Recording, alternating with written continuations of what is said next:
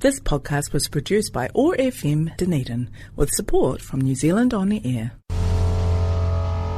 Congratulations! You've chosen conversations that dare, that go boldly where few will. I am Harry Almey, and this is the Almey Alternative on Otago Access Radio. Yes, welcome back, my little honeypots, to the Almey Alternative. La-dee-dee, la-dee-doo, let's make that adjustment, where you don't need to spend $5 a week for quality conversations, but due to budget cuts, you'll just have to imagine us swilling around thoughtfully a glass of wine. With me today is the opportunity candidate who's looking for a good opportunity. How many times does he hear that pun? He is Dave Bainbridge-Zafar. Say hello, Dave. Hello, Harry. How you going? Very good, very, very, very good. Now, today on the Almey Alternative, I think the Opportunity Party has not been given a fair shake in the media. They've been treating them unfairly. They've not been putting their feet to the fire as suitably as I think they should. But we'll get that to that in a second. First, we need to just set out the fundamentals. Please explain to me what the Opportunity Party is. Well, the Opportunity Party is used to be called TOP. Started about 10 years ago by Gareth Morgan, and is not a party that has previously got into Parliament. We're the biggest party outside of Parliament, and we're hoping to get into Parliament this year and make things a little bit better. For me, I'm new with Opportunity, not voted for them before, never thought I would get involved with the political party, but deeply dissatisfied with the current government and not exactly inspired by the alternative on offer. I found Opportunity and was really impressed, and then their leader Q came down to Dunedin and spoke, and again I was really, really impressed and wanted to help. They're a party that wants to stop the division, the flip-flopping between the kind of two banks that we have at the minute, the left bloc and the right bloc. So stopping the division is a big part of what they're about. The Opportunity will work with both sides, which I think is a good thing. And then they call themselves a blue-green party, a teal party that wants to protect the environment and protect nature, but also support businesses and the economy to grow, which all made sense to me. So I had a look on their website, checked them out. There was nothing I could really disagree with. All made good sense. So I said, yep, how can I help? Yeah, there we go. The Opportunity Party, no longer called TOP, though. It still sort of works out to be TOP as an acronym. Yeah. It's the Opportunity Party. It used to be the Opportunities Party. There's been that slight change as well. It's got a lovely new logo. They do have an office in Dunedin. Have they changed the logo on the office quite yet? I still see the old logo on the office. So we don't have an office in Dunedin. We have a lovely guy who owns an office building on Crawford Street, who he has previously let TOP, as they were in previous elections, use it as an election office for the kind of months before the election. I'm going to get in touch with him and see if he'll let us use it again. But yeah, it was something someone pointed out to me a few weeks ago that, oh, you've got an office here. And I went, no, we don't. But it turns out we have in previous years used it, and I think the sign is still up, so people still think it's there. But yeah, the guy that owns the building just has an empty office, really, and has let us use it. So I'll be in touch with him soon to see if we can use it again for this election. Hilarious. Very good clarification. Thank you for that, because I know when I was looking at that sort of thing, I was looking at websites and went, oh yeah, currently, if you looked at Otago Daily Times articles, you would have thought the Green Party doesn't have an office, but TOP does. So that's what drew you to the party, because there are a few other parties outside of Parliament. Mind you, Opportunity is actually larger in the polls at the moment than a party in Parliament at the moment, Te Pāti Māori, who, God bless their hearts, they've gone through a rough patch, entirely not of their own making. Yeah. It's... That was sarcasm, listeners. Like I say, TOP were never really on my radar in previous elections. I think I'd done that kind of vote compass thing where you go on a website and answer a bunch of questions and it tells you you're most aligned with this party. And I'd probably come up TOP at previous elections, but not voted for them because they were never going to get in. Who are they? Don't know about them. But yeah, like I say, I saw an advert on Facebook last year for TOP is now called Opportunity, and they've got this leader with a hard to pronounce name, and she's going to be in Dunedin, and you can go along and hear her speak. And I thought, like I said, this government are a nightmare. Not really impressed by the alternative side. Let's go see what these guys are about, see what she's got to say. Maybe I'll vote for them this time. We'll see. And like I say, super, super, super impressed. So, yeah, jumped in. Yeah, and as you said, they've had a rough patch for nearly a decade. Do you think they're going to get in? Because at the moment, the Opportunity Parliament has the slightly dubious distinction of making, I think, the last 3 elections the only unproportional MMP elections, because there's been such a sizable proportion of the vote. I did a little tally. 170,040 votes, which is just slightly more than what the Greens won on the party vote in 2017 when they won 8 seats. So that's how many votes that the Opportunity Party won between 3 elections. What's different this time? Yeah, I mean, like I say, I've not been involved with them previously, so it's interesting to hear from the volunteers and people that have been involved right from the start how different it is this time. But broadly, we've got more members than we've ever had. We've got more funding than we've ever had.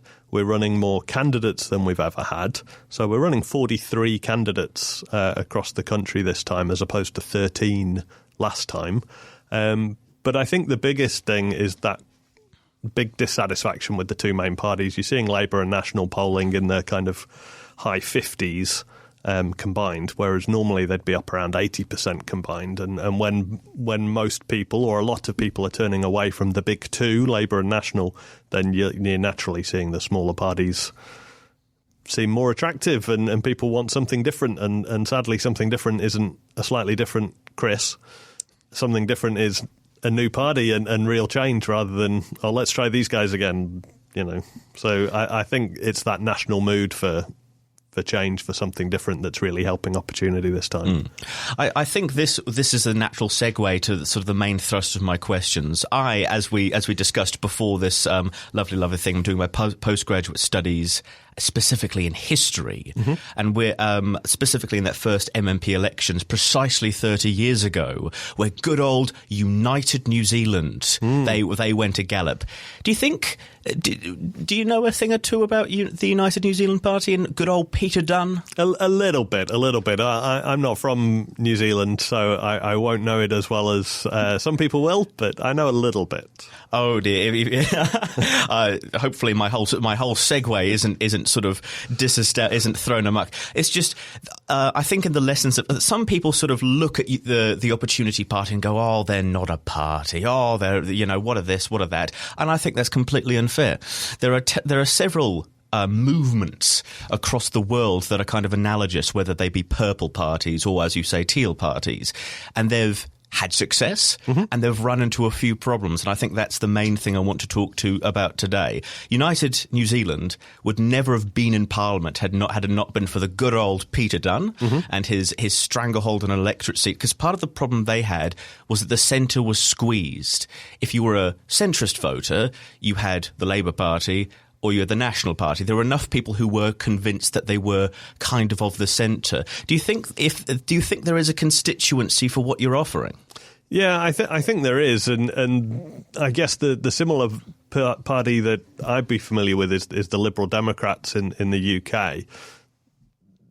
I agree with you that, yeah, Labour and National, you know, centre left, centre right, used to probably occupy that centre ground, but certainly over recent years, you've seen them get potentially kind of dragged to the fringes by their partners. Certainly this government, the last 3 years, you've seen ACT and New Zealand First drift quite far to the right and therefore pull National with them quite far to the right. And there's now quite a gap there for someone, a sensible centrist party that maybe did exist in the past in New Zealand. But you've seen all over the world really increasing polarisation. And when you look at America, for example, that's a really, really scary future that I really hope New Zealand doesn't head towards. And I think that's what a lot of people think when they look at America. They think, oh, please not us. It does seem rather frightening to me that there are some people in Parliament who look at America and think, oh, that's a good idea, let's do that.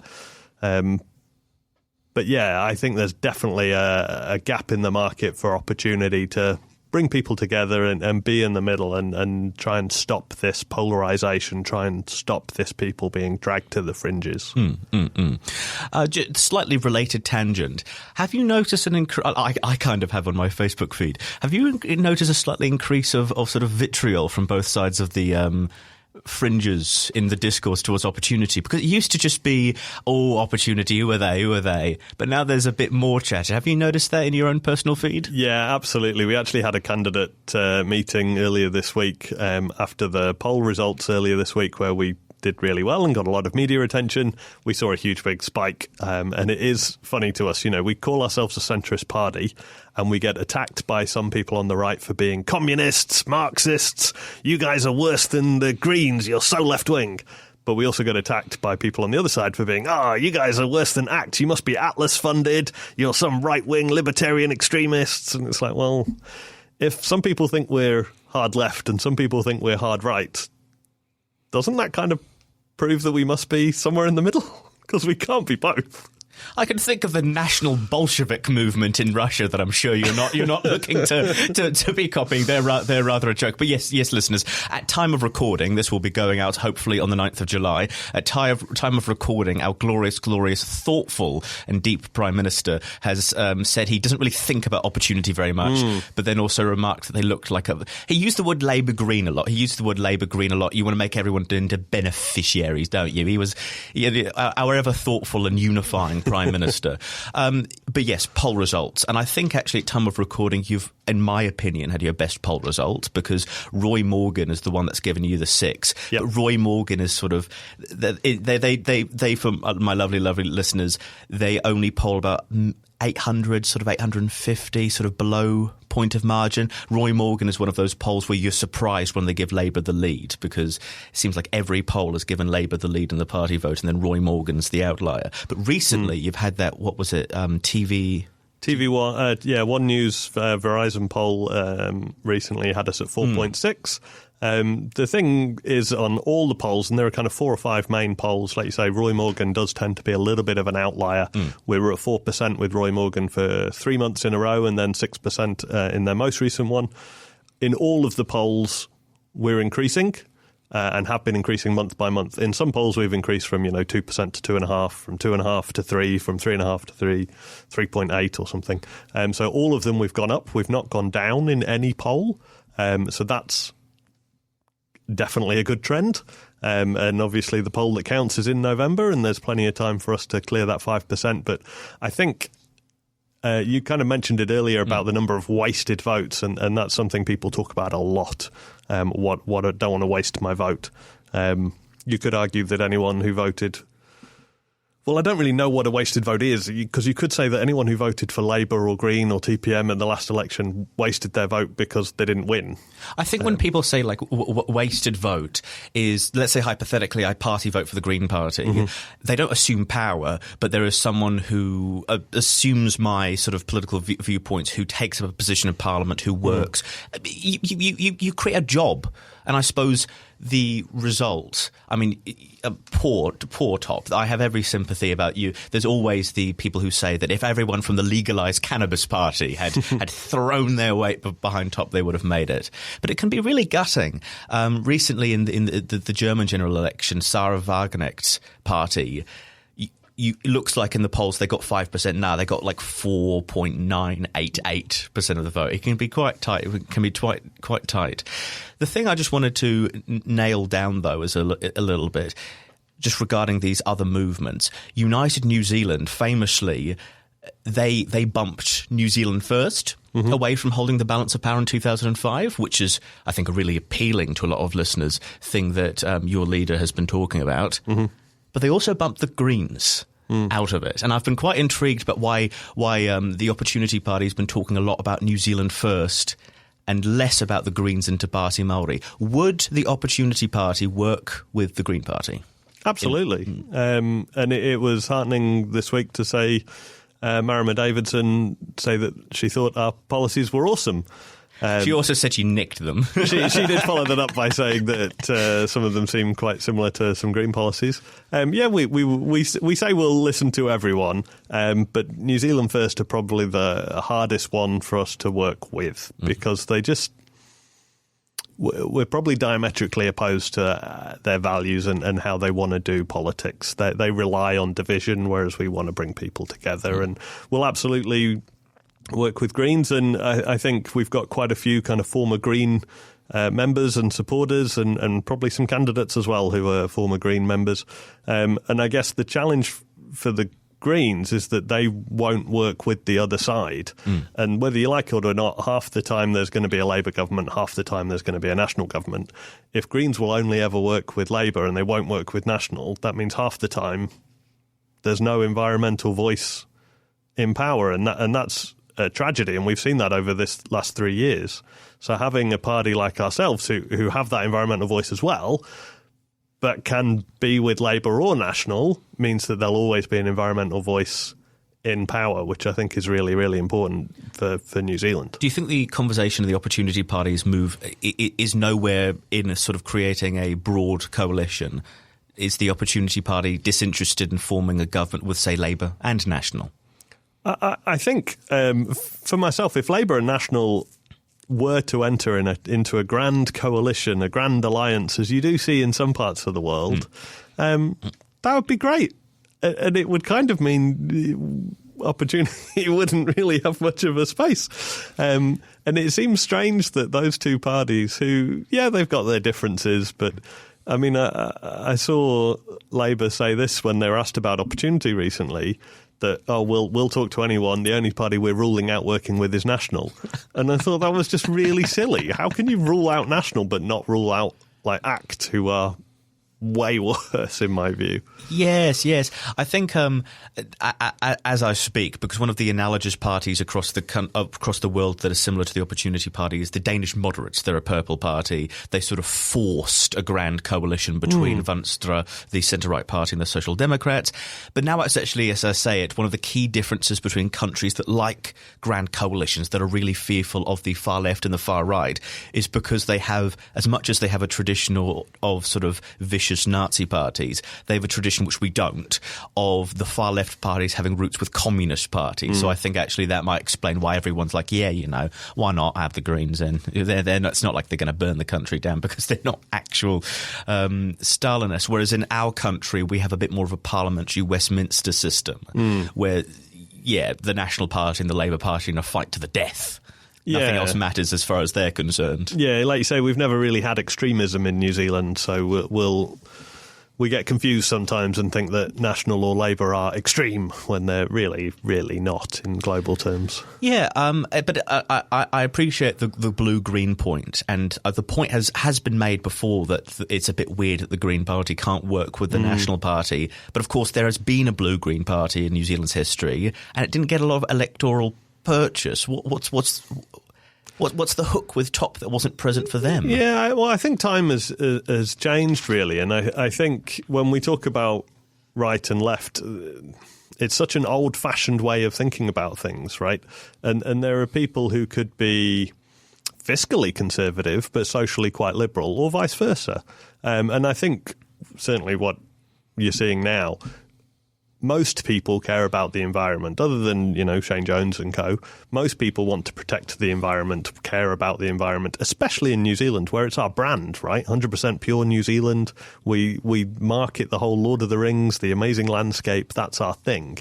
So I think most people are on board with that in a way that potentially 20, 30 years ago, not so many people valued it. So I think that certainly changed. So wherever you sit on the spectrum, you're probably okay with the fact that the environment's quite a good thing. Climate change is real. We do need to do something about it. It's less of a fringe hippie, lefty, greeny view than it was maybe 30, 40 years ago. It's interesting you say about sort of the socially liberal, fiscally conservative, National and Labour, broad churches. And again, the thing I'm kind of looking for, I'm sort of wading around in the pool that is the man in front of me, is what is happening to increase the support. You said about former Green members. I'm not assuming that they're like a monolith or anything, but is there particular reasons that they've come from the Green Party to Opportunity? The Green Party is doing quite, they stagger and teeter a little bit, but they're going to return to Parliament. They're going to be in a left government. Why have they joined Opportunity? I think from what I hear from a lot of people is the frustration with the Greens is that they've lost their way a little bit, and the Greens are often perceived as being activists, protesting in the streets, And sure, there's a lot of things to protest about, whether you want to protest about the genocide in Israel, if you want to protest about whatever Trump is doing at the moment, you want to protest about trans rights, about coal mining, about whatever. There are so many things to get angry and protest about, and I get it, and there is a place for protesting. But I don't think Parliament is that place. And someone like Greta Thunberg is amazing, right? She's an international icon. She's brilliant. I don't think she'd be a good politician. I don't think she'd make a good MP. And I think someone like Chloe is a little bit like that in a sense. A great activist, but not very pragmatic, not very good at just getting things done and making things better. And there's a phrase, isn't there, that don't let perfect be the enemy of better. And I think that's where some people get frustrated with the Greens, that they won't compromise, be pragmatic, just get things done. You know, we don't need to glue ourselves to the train tracks to stop a shipment of coal. We just need to get on with more renewable energy, wind power, solar power, whatever, because we know coal is bad. We don't need to wave a sign and march around the octagon.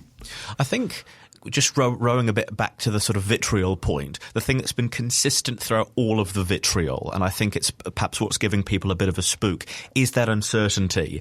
It's interesting to hear you say you don't like the government. It's interesting that you have appeared on an episode of Leaning Left, which I think is supposed to be for people who are left of centre, or perhaps they're happy to have centrists on. Perhaps I shall go on. Is there a constituency of people who are happy to play slots with the next election?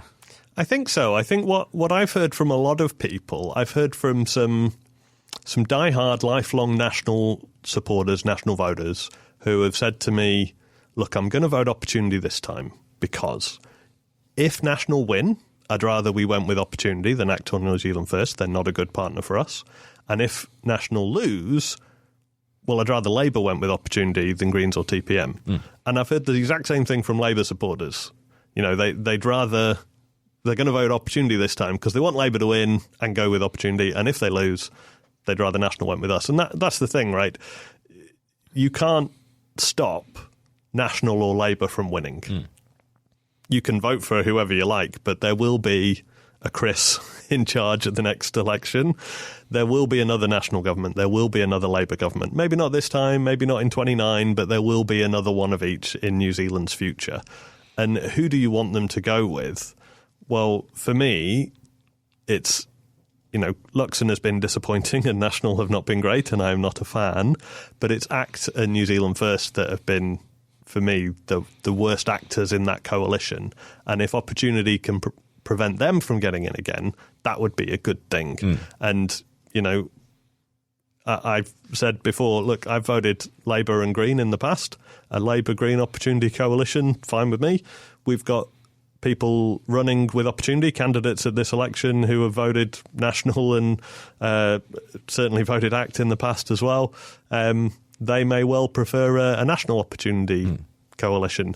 But that's the dream for the party, that over the next 20 years we have some Labour Opportunity coalitions and some National Opportunity coalitions, and we have little swings instead of these huge big swings every 3 years of repeal and replace, start again, scrap the ferries, scrap this, pause that. That's not helpful for anyone. So if we can work with both sides, I think most people are comfortable with that it's kind of a bob each way, keep out the worst of the extremes, get things moving forward.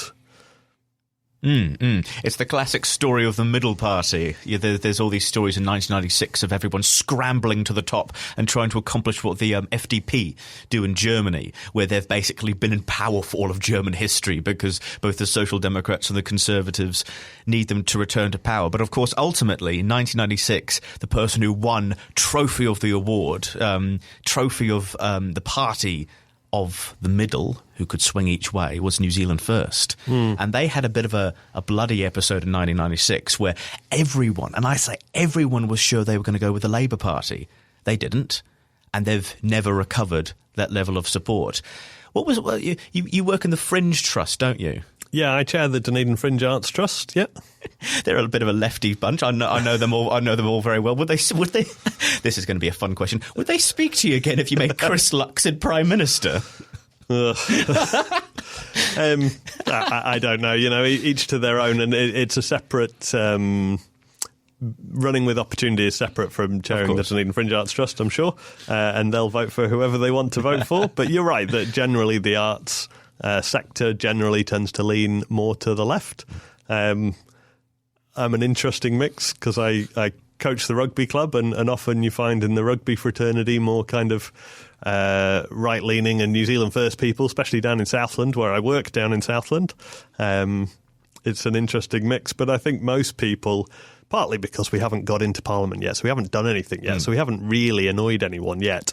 Most people are pretty comfortable with Opportunity getting in and keeping out the extremes as they see it. Like you said, there aren't really extremes in New Zealand. But what was the reason I was asking that? I was asking that for a more pressing reason. I'm sure that were you trying to get a good fringe show in for next year? Was that why you were asking? Oh no, this is my exercise in burning all the bridges, David. Don't you worry. Don't you anything for journalism. Anything for journalism. Ooh, goodness. Let's see. Another thing that United New Zealand had, and this was kind of their problem, was that they had accepted the reality of where they were at. So they never had any massive ideas. They were the sensible party. They were like, vote us in, and for the next 5 years, 3 years, you won't have your taxes raised. And everyone was like, woo, okay, I suppose we'll just vote national. You're sort of, your party is leading from the front from some your flagship policies are quite some significant tax reforms, aren't they? Yeah, we certainly call ourselves a progressive party, and we've got some pretty big ideas. One of the things that baffled me when I first started looking into Opportunity was they called themselves an evidence-based party, and that really should not be a USP. It really shouldn't be unique for a political party to say, we're going to look at the evidence, we're going to look at the data, we're going to look at examples from around the world and pick what works.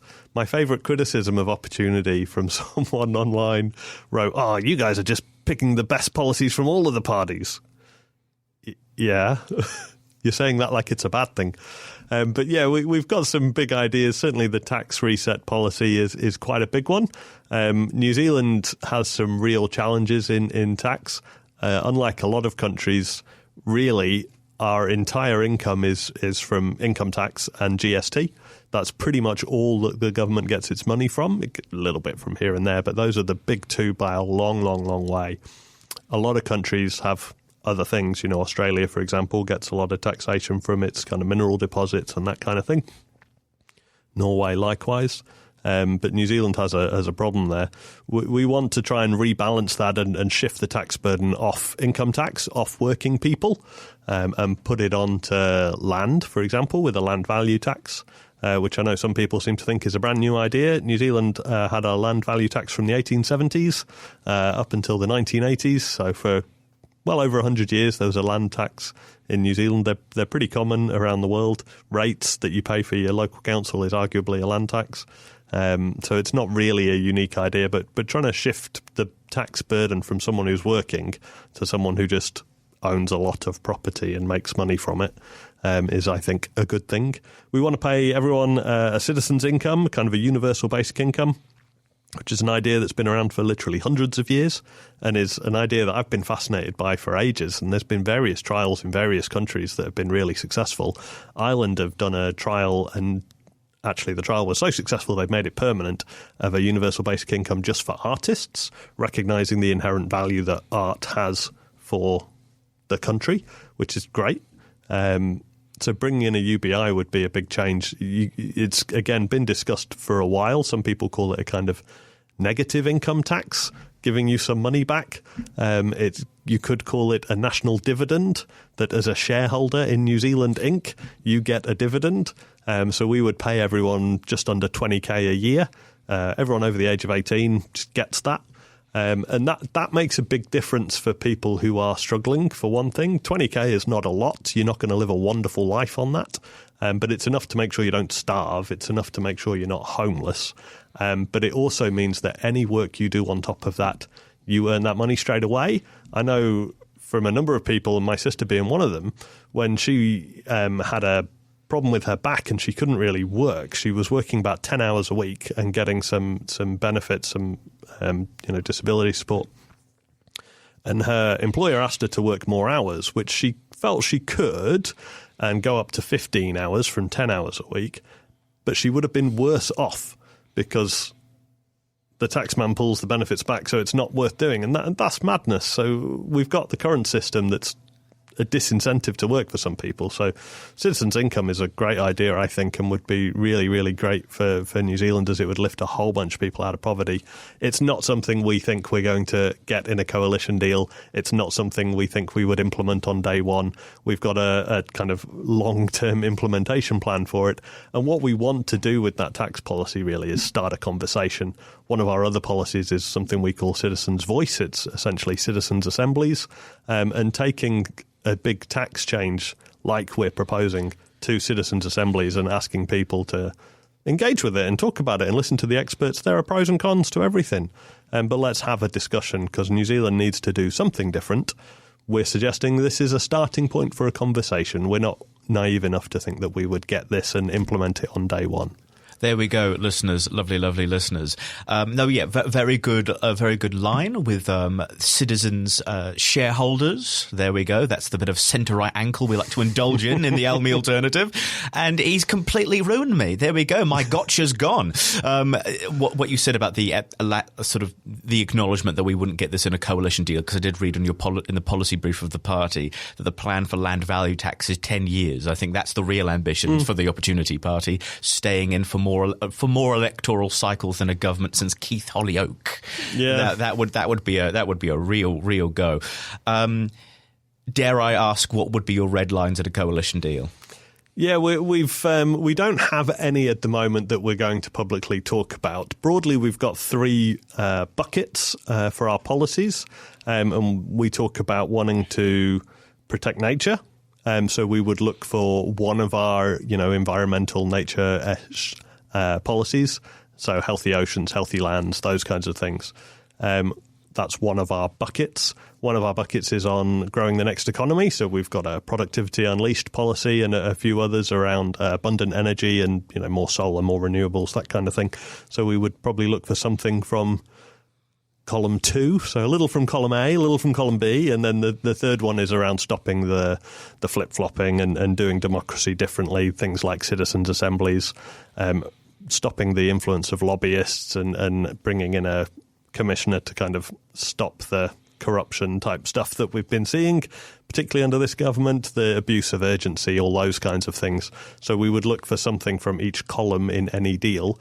Our leader has outlined how we would go about that, and we would talk to the largest party first. So after the election, whoever had the biggest share, whether that's Labour or National, because unfortunately it will be one of those two, we'll talk to the biggest one first and see if we can make a deal.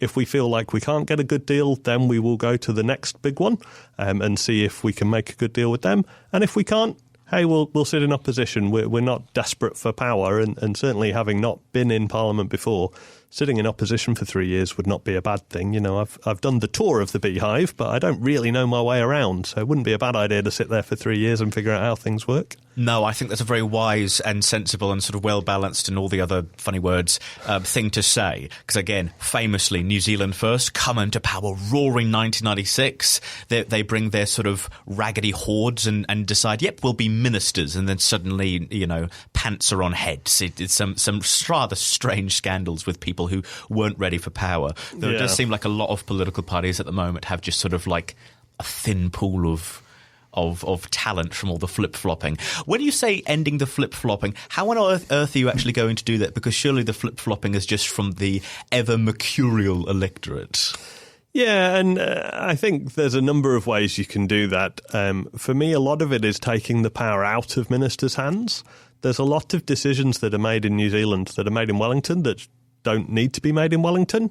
Both parties in the infrastructure space, and that's my background working in infrastructure, have broadly agreed that an independent Crown entity, for example, the New Zealand Infrastructure Commission, should pilot the infrastructure pipeline. They should be the ones deciding on the roads and the hospitals and the schools, not pet projects of ministers.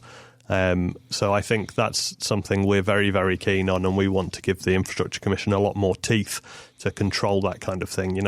I was head of infrastructure at the Dunedin hospital build for Health New Zealand when this government came and paused it just to see again, do we really need a hospital in Dunedin? And I had consultants coming to me and saying, Dave, do you want me to just change the date on the report we did back in 2017? Because nothing has changed. We still need a hospital. And, that costs consultants, 100k or so, cost the taxpayer 100k or so, rather, in consultant fees, and then millions in delayed construction costs. The ferries was another one. National didn't want to buy Labour ferries because they've got Labour on them. We want our own national ferries. And that was utterly ridiculous. A friend of mine had taken a job in Picton to work on the ferry project and then called me after the election and said, Dave, have you got any jobs going in Dunedin? Because I'm out of work because they've scrapped it. We still need ferries. It's that kind of thing that we want to stop. And, yep, we might move from some red governments to some blue governments, but hopefully we can stop that kind of behaviour from happening. The use of urgency is a problematic one where stuff has just been rushed through without proper consultation. This government, I think, have rushed through more than 50% of their legislation under urgency, which is an absolute abuse of the system.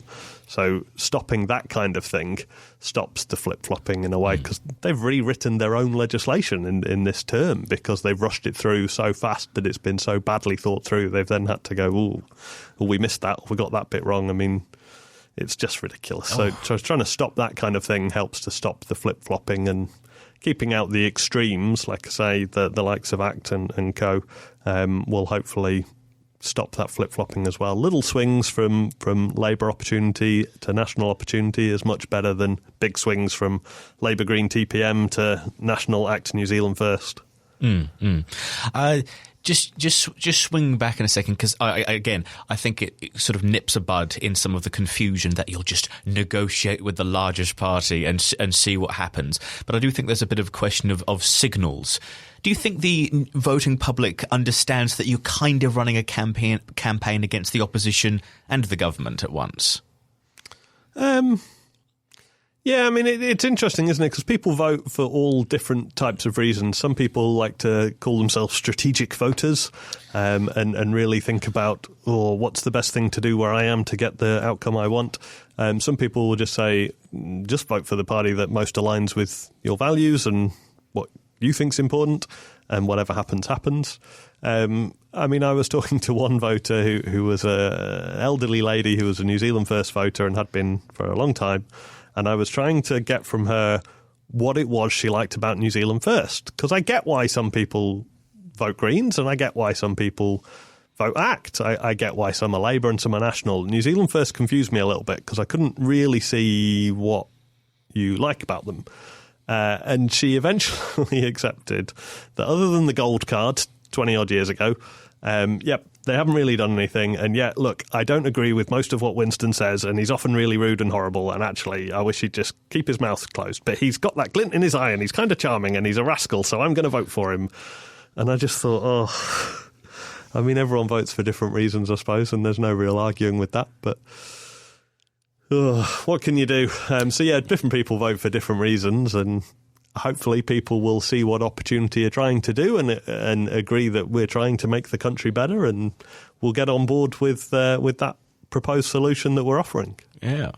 Who knows? Strategic voters, as you say, are a strange and confusing species, though I can understand the appeal. I remember at the last election, there were a lot of people telling me, I actually don't like the National Party, but I think I'll vote for them because I want a strong government that doesn't have to rely too much on the ACT Party, New Zealand First. So there'll be this great question mark of whether those voters will go for top or I want a strong Labour government, not reliant on the honourable members of Te Pāti Māori.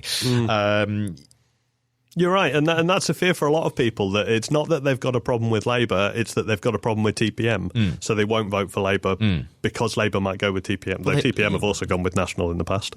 And that's potentially another thing that would appeal to some people about Opportunity. And just kind of going back to the point you were making earlier around rushing into Parliament and thinking you can change the world and know what you're doing. I work in the local government space, and here in Dunedin we've had a newly elected councillor who has... Dare we say his name 3 times? He's made some headlines, and you see that quite often in local government. The councillors get elected and they think, I can do stuff, I know I can make all these changes, and they don't get how the system works, and it all goes horribly wrong as it has done in Dunedin. Don't worry, listeners. He's not in the building. He's not in the building. I have seen him once at a stadium going into a door I do not think he was supposed to go into, but maybe that was a normal sort of stairwell. Maybe Did I that not was see just a my selfie paranoia. with you and him? Oh goodness, no! No? I've not met the man. Not met the man. Okay. Absolutely, yeah. Te Party Māori, as you said, have been with the National Party, though I think they've been so traumatised by that experience, they've swung into a completely different regime. But that's a story for another day. We're coming to the bottom end of the interview. We've only got 15-ish minutes left. You are a candidate. You are a candidate who is not an incumbent. Are you having fun? Am I having fun? It's a great question. I guess as a new experience, it's an interesting hobby. Obviously, I've got a day job that keeps me pretty busy, and then my other hobbies, chairing the Fringe Trust, coaching rugby, playing table tennis with the Harbour Table Tennis Club, as well as spending time with my wife and my doggies and doing the garden and all that kind of stuff. So it's an interesting evenings and weekends hobby to be running for Parliament. It's not something I ever thought I would do. It does give incumbents a huge advantage because that is their day job, to run for re-election in a sense. But I think we're making a difference. And when I first got interviewed by the ODT about why I was running, they used the term reluctant civic duty, which is a term I really liked. It's no one's dream job, I think. Or if it is your dream job, there's something a little bit wrong with you. But do you really want to go and work away from home quite often and work late nights with some really detestable people and get a lot of public abuse for not that great pay? Well, that doesn't sound like a great job offer to me.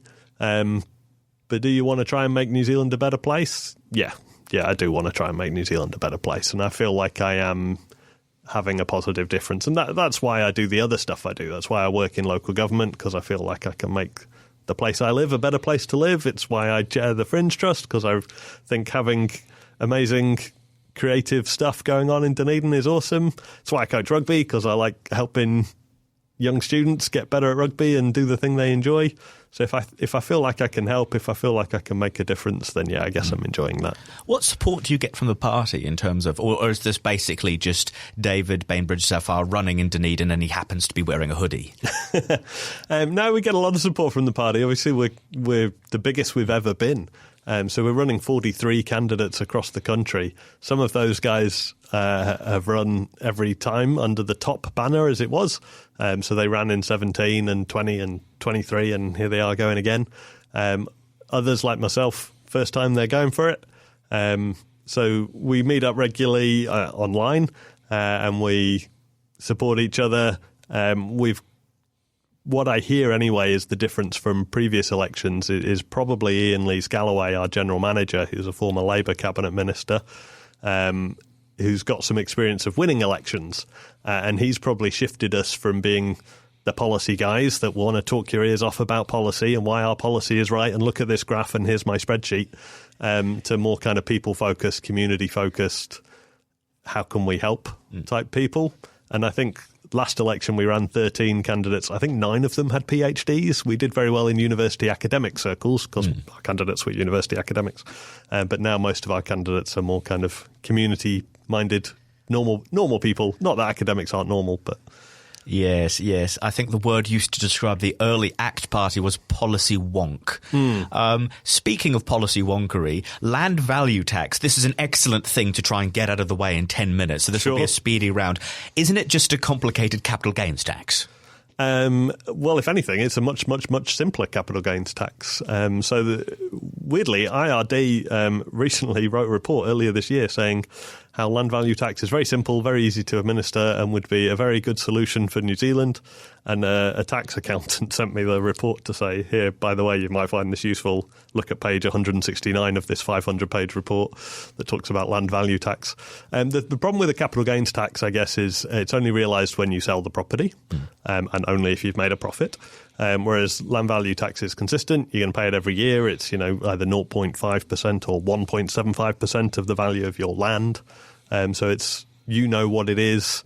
You're not trying to work out, if I sell my house for this much, then I'll have to pay that much. It's the same every year. It's pretty consistent. It's pretty standard. You can budget for it. It's really easy to collect, really easy to do, because essentially councils kind of already just do it a little bit with rates. So it's a really simple solution. You can't hide land. Problems with things like wealth tax and stuff like that. Corporate entities can try and hide their wealth offshore with, tax havens and all that kind of stuff. It doesn't matter whether your land is owned by you or your family trust or your business or whatever. All pays the same, can't hide it. So it's a great way of trying to get those really wealthy people that are very, very good at minimising their tax to pay their fair share, which is the goal, right? I saw a stat the other day that, the typical multi-millionaire in New Zealand pays about 9% tax, whereas the typical teacher, police officer, nurse pays 20-odd%. That's not fair. So land value tax helps change that. But it isn't just a tax on multi-millionaires. I suppose one of the points that could be made is when you have a capital gains tax, you sell your house, you've got money in hand, and you cleave some off. Mm-hmm. Whereas a land value tax, as you described, is a regular pick-in to an unrealised gain. Mm-hmm. Is that something that people can pay? I mean, yep. just to put one criticism that I have heard to you from other people, and I can tell you it's from other people because I don't own a house, so this isn't a thought that graces my head. Joe Gaylor and the Ratepayers Association are not my chums, but some people have likened it to a second layer of rates. They're already paying high rates. And I guess the key to that is that the land value tax doesn't sit alone in our tax policy. If it did sit alone, you could make an argument it's unfair, but it sits alongside a couple of other things. One of them being essentially lowering your income tax, so you pay less for the hours you work, but then the key one being the citizen's income. So most people, depending on how much the value of their land is, and remember it's just the land value, it's not the overall property value. So when you get your rates bill, when you own a house, Harry, you'll get a rates bill that we split in two, and it will tell you your land value and your improvements value. So if I own a house or a property that's worth 500k, maybe the land is worth 200k and the building is worth 300. Together it's 500k. That's what I pay rates on. We're just going to tax you on the land bit. But we're going to give you 20k as well. So for a lot of people, your land tax may be $5,000 a year, but we're going to give you 20 grand. So you're 15 grand better off, plus you're paying slightly less income tax. The only people that will be worse off under this, so we've said 70% of people will be better off. All renters will be much better off, but 70% of people will be better off. 20% of people, no difference. And those 10% of people that own multiple large property portfolios, they're going to be worse off, but they're the ones that can afford to pay it. Oh my goodness, 70%. What is it with these politicians, listeners, and their round numbers? How do they get to these round numbers? That's an awful coincidence. I can hear, actually, I'm in another call, the rugby boys. Rural land, will that be under land value tax? It is. Rural land's at 0.5%, though, as opposed to 1.75 for urban land. And there's also, little sweeteners in there for farmers and things like that, productive land. That recent poll, and it's interesting that occasionally, I mean, obviously you've not actually ruled them out, but of course you haven't. You're not the leader. No, she's in the really marginal seat of Mount Albert, real bellwether, that one. Michael Laws, though, has said on a recent interview that I think that poll of polls, yes. I might be wrong, about it would have a left coalition of Labour, Greens and Te Pāti Māori. But if Top got into Parliament, I think he rather wryly pointed out that no one would need to rely on Te Pāti Māori, poor, left out of all the conversations. Is that do you think that'd be a good idea? Obviously, Te Pāti Māori have had a challenging couple of years, and all those assumptions that you see in the polls are based on the assumption that they retain all 6 of their seats. And I think everyone knows that they're probably not going to retain all 6 of their seats. What are we thinking, 2? I don't know. I put bets on 2. And they've kind of split in 2 anyway, haven't they? So maybe the people might retain the seat, but they're no longer with TPM. They're under their own little banner. Yeah. So who knows what's going to happen. But yeah, like you said, under the poll of polls things, if Opportunity gets in, then Labour, Opportunity, Greens is likely to have enough seats to form a coalition on its own. I've noticed that in the little Reddit bubble that Opportunity has occupied so staunchly for a few years, there's a new challenger who is sort of picking at Top, the Alliance Party. They have a bit of a presence on Reddit.com, and they've affiliated with a union. Is Opportunity looking to affiliate with any trade unions. Not to the best of my knowledge. Yeah, I saw Alliance, because their leader is based here in Dunedin. They've re-emerged. I don't think they've registered as a party yet. I don't They're think going got through the threshold. process. Are they going through the process? I've not heard anything to suggest they've not got through that would ruin some of my plans. Well, they call themselves a far left party, so I don't think there's a whole lot in common. I mean, there are some people who think we are far left as well, but I don't think there's a whole lot in common with Opportunity and Alliance, and I don't think they're really going to do anything in the party vote space or make an impact on the election, I wouldn't have thought. Oh, goodness, this is wasted vote on wasted vote violence. Live on air. Stop it from getting out of hand. Thoughts on the Treaty of Waitangi? So we're sort of bouncing through policies that I suppose the quote unquote swing voter might have thoughts on. Yeah, I mean we've got it on our website on our list of policies that we would uphold te tiriti. I think you have to. It's a voter asked me the other day, what do you think about the treaty? And it's such a kind of vague, broad question that my response was, we're not racist, if that's what you mean. And he went, yeah, that's what I meant. I was like, that's fine then, yeah, we're not racist. I suppose it's more of a question of, because obviously there's that racism point, but at the last election, the country did vote for a right-wing coalition, and I can remember that time. I'm not so addled with dementia at the moment. There was a lot of ruckus and furor over, in my opinion, whipped up, but still furor over the... what was it? Three Waters. And it's sort of a question for a different sort of vote, and not for me particularly. If Willie Jackson walks through the door and says, all right, Dave, I'd like your vote on putting more treaty principles into legislation, you'd be in favour of that? Well, I personally submitted against the Treaty Principles Bill that ACT introduced, and as did over 100,000 people across New Zealand. It was the most submitted on the bill ever. And this is, I guess, part of my concern with ACT and New Zealand First, that they rely on division and it's distraction politics, because there's a lot of people who believe that ACT put that Treaty Principle Bills up knowing it would go absolutely nowhere, just so they could get their Regulatory Standards Bill through, which they did. And the Regulatory Standards Bill is an absolute travesty that, bizarrely, as soon as it passed, National and New Zealand First both then indicated they would repeal it. You can repeal it now, by the way. You have that power, but they won't, which is just weird. But, yeah, I was certainly opposed to the Treaty Principles Bill, as was everybody else who marched around the country opposed to it. If that ever came up again, it's something that Opportunity would be very, very, very opposed to. This is probably our last question for this lovely, lovely marathon round. You're doing very well. Commendable. I would recommend you to the next political party you decide to run for. It has been, I think part of the vitriol is that sort of people on the right side of the spectrum will go, oh, Talbot Mills has donated to Opportunity. And people on the left will go that people who are prolific and big money donors towards right-wing parties like National or ACT or New Zealand First has donated to you. But obviously you're getting donations from left and right parties. What are they buying? Yeah, we're very clear that they don't buy anything, and I believe I understand from Q anyway, our leader, that some people have chosen not to donate after having a meeting about we'll donate if. Well, no if. Donate if you want, but you don't get anything for it. So some people have walked away from that. I know Brian Cartmel, who will be the guy who has donated previously to ACT and New Zealand First, has donated to us because he's a big fan of solar. He's a big fan of solar energy. He's a big supporter of rewiring Aotearoa, as our Opportunity. So that's why he decided to support us, because we're a big supporter of renewable energy.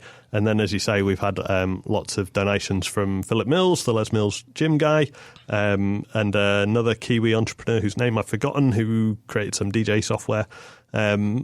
Those have been our big donors, but our biggest donor is actually the general public. We've had over 1,500 individuals donating small amounts, $50, $100, a couple of $100, that kind of thing. Yeah, I think it just raised some, let's just say, alarm bells, because there have been several graphs that shown the Opportunity Party, in terms of donations over $20,000, has somehow outstripped the Labour Party. In the larger donations, yeah. I would say as well, on the donations front, we are the only party that returned a donation from Rod Drury after the scandals, because he donated to the Greens and Labour and National as well, I think, and they all kept the money. We decided that, because of our values, we felt it best to return it. Nobody else shared those values, but that's up to everyone else. Right, fantastic. Here's an opportunity. Let's hear your 30-second elevator pitch, and we'll wrap it up home, listeners. I think for me, it's that flip-flopping, that pausing, cancelling, starting again. It's no good for jobs. It's no good for people. It's no good for New Zealand. We're here to bring people together, build a better future, have that grown-up conversation, and build a bit of cross-party support for a better New Zealand. That's what Opportunity is here for. Fantastic. Thank you very much for coming on board. Thanks to the for having me. Almey Alternative. Good night. Gad, what an enigma. Every day the horizon of our imagination grows. I can't wait for tomorrow. You can find more episodes of the Almey Alternative on oar.org.nz, Spotify and Apple Podcasts. See you soon, dear listeners. This podcast was produced by OAR FM Dunedin with support from New Zealand On the Air.